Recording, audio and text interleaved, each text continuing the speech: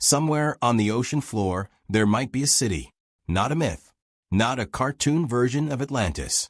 A real, physical structure that once stood in the open air, where people walked, where fires burned, and that today sits under 40, 60, maybe 120 meters of seawater.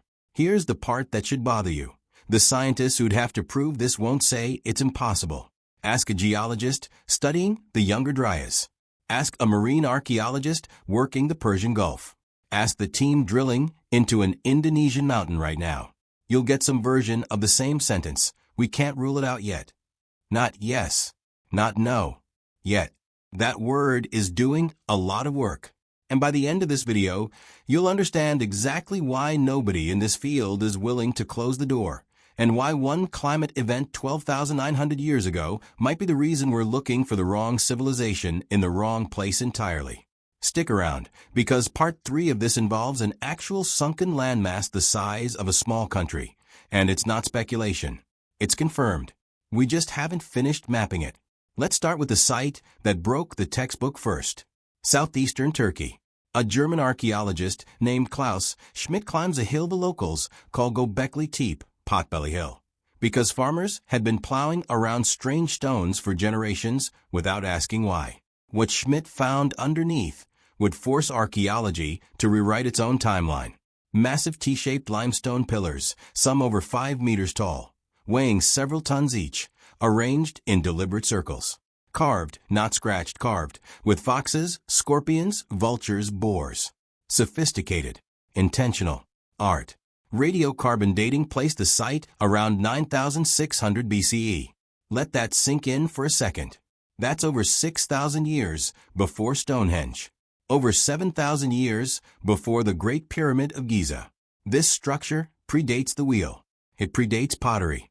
According to the old timeline, it predates any society organized enough to move 16-ton blocks of stone. And here's the detail that should really bother you. There's no clear evidence of organized agriculture at the site at that date. The old model said farming comes first, then food surplus, then the free time to build monuments.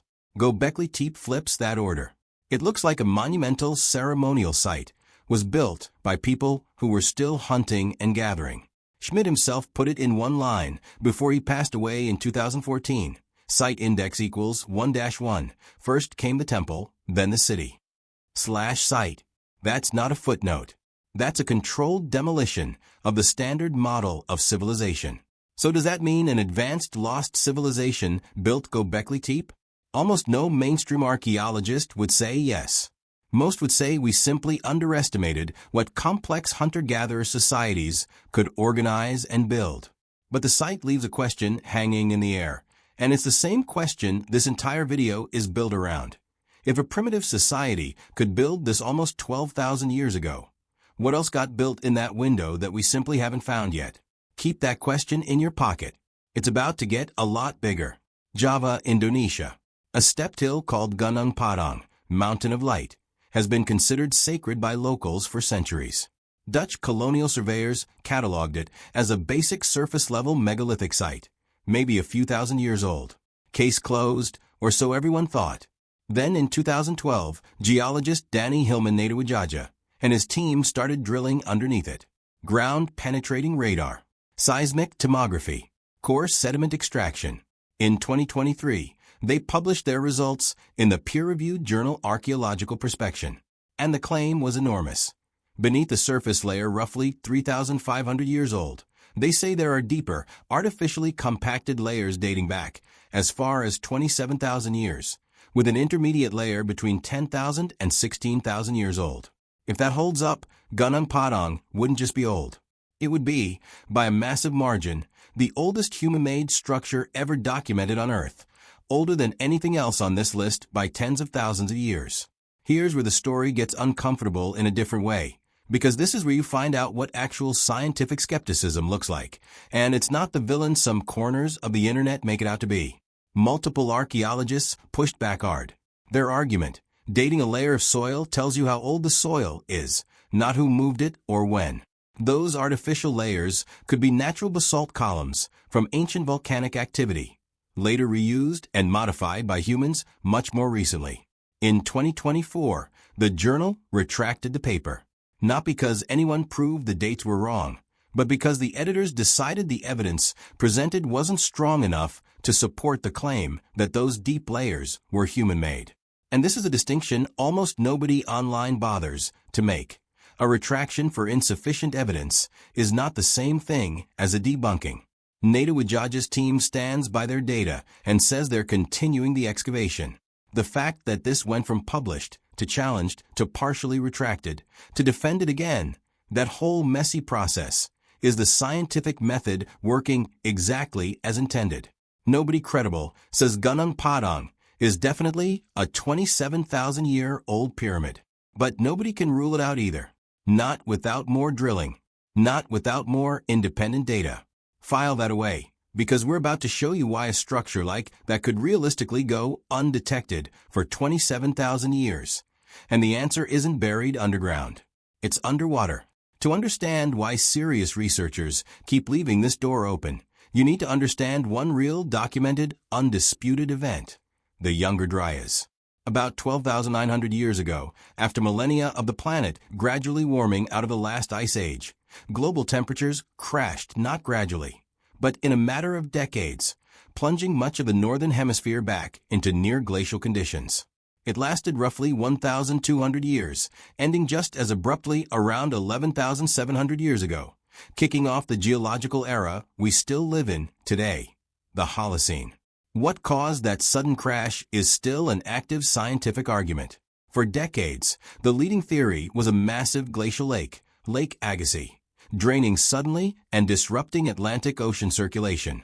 But since 2007, a group of researchers, including physicist Richard Firestone and several geologists and geochemists, has been pushing an alternative. The Younger Dryas impact hypothesis, the idea that fragments of a comet or asteroid struck or exploded over the North American ice sheet, triggering the cooling, continent-wide wildfires and the mass extinction of Ice Age megafauna. This hypothesis has been intensely debated and honestly mostly rejected by a large part of the geological community. They want a clear, unambiguous impact crater, and so far, that hasn't turned up. But newer studies on impact spherules, nanodiamonds, and platinum spikes in sediment layers across multiple continents have kept the debate alive, including papers published in peer-reviewed journals in just the last few years. Here's why this matters for our story. Not the exact cause of the cooling, but the consequence. The Younger Dryas lines up almost to the century, with a catastrophic global sea level rise. Estimates put it at over 100 meters higher than the last glacial maximum. Entire coastal regions, the most fertile, livable, resource-rich land on the planet at the time, vanished under the waves. Parts of Sundaland in Southeast Asia, the floor of the Persian Gulf, Doggerland between Britain and mainland Europe. So ask yourself this: if any complex coastal society existed during those final millennia of the Ice Age, and coastlines, not inland regions, are exactly where you'd expect people to settle, the physical evidence of that society would today sit, almost by definition, under dozens of meters of ocean water. Not because it never existed, because we've been searching in the wrong place the entire time. And that's not a theory. What's under that water is very real. And we're about to show you exactly what's already been found down there. In 1986, a dive instructor named Kahachiro Aratake was exploring the waters off Yonaguni Island, Japan, when he found something that shouldn't have been there: a stepped, terraced formation with sharp right angles and what looked like carved steps, sitting about 25 meters below the surface. Marine geologist Masaaki Kimura of the University of the Ryukyus has spent years arguing it's man-made, possibly over 10,000 years old, submerged back when sea levels were dramatically lower. Other geologists, including Robert Schoch of Boston University, dove the site themselves and reached the opposite conclusion, that it's natural sandstone, which fractures into these exact straight-edged planes on its own. That debate has never been resolved. Both sides are still publishing. Both sides are still arguing. Now here's one most people haven't heard of: the Gulf of Cambay, off the coast of Gujarat, India. In the year 2000, a routine oceanographic pollution survey using side-scan sonar picked up geometric formations roughly 40 meters down. Later dredging brought up pottery and wood fragments that one lab dated to several thousand years old. It made international headlines and immediately drew heavy criticism from marine archaeologists over the lack of a controlled excavation and independent dating. To this day, no large-scale, systematic underwater investigation has been carried out. But then there's Doggerland, and this is the one where you don't have to imagine anything, because we know, with total geological and archaeological certainty, that it existed. Doggerland was a massive plain connecting Britain to mainland Europe, home to Mesolithic communities for thousands of years, until it went completely underwater beneath the North Sea about 8,200 years ago. Partly from gradual sea level rise. Partly, researchers believe, from a mega tsunami triggered by the Storegga submarine landslide off the coast of Norway. North Sea fishing trawlers have been dragging up mammoth bones and worked bone tools in their nets for over a century. In one famous case, in 1931, a trawler pulled up a perfectly preserved antler harpoon. Starting in 2019, teams from the University of Bradford used seismic data originally collected by oil companies to reconstruct, in remarkable detail, the rivers, lakes, and livable terrain of this entire sunken landmass. Doggerland proves something the rest of this video hinges on. Thriving human communities lived, hunted, and likely built structures in coastal zones that are now entirely underwater. And we only know that because, by pure chance, a harpoon got caught in a fishing net almost 10,000 years later. If it happened once in one documented place, what's the statistical chance it only happened once? Now, time for total honesty, because this is exactly where most videos on this topic go off the rails, and I don't want this one to. No mainstream, credentialed archaeologist today believes there was a globally advanced civilization with technology comparable to our own, wiped out by a single cataclysm 12,000 years ago. That version of the story, popularized by authors like Graham Hancock in his books and Netflix series, has been reviewed and largely rejected by the archaeological consensus, mostly because there's no direct material evidence, no cities, no texts, no trade networks that anyone has actually found. But there's a much more modest and much harder to fully dismiss version of this, and it's the one coming from researchers inside mainstream academia, not outside it. It goes like this. We've systematically underestimated the social complexity of late Paleolithic and early Mesolithic communities. Much of the physical evidence of that complexity, coastal settlements, possible ceremonial centers, trade networks, went underwater during the Younger Dryas transition. And deep water underwater archaeology, which is still expensive and technologically limited, has barely begun to systematically explore those zones. That's the exact sentence you hear from geologists like Neda Wajaja, marine archaeologists working the Persian Gulf, and climatologists studying the Younger Dryas. We can't rule it out yet. Not a claim. An honest admission of where the evidence currently runs out. And that distinction between proven and can't be ruled out is the entire line between good science communication and pure sensationalism. Science doesn't move forward by confidently asserting things it can't support. It moves forward by precisely marking the gaps that haven't been filled in yet. So why should you care whether a complex coastal society existed 12,000 years ago, buried today under the North Sea, the Persian Gulf, or the Sunda Strait? Because it completely changes how we understand our own origin story. The version most of us learned in school is a clean upward line, cave to city, stone to bronze, ignorance to knowledge.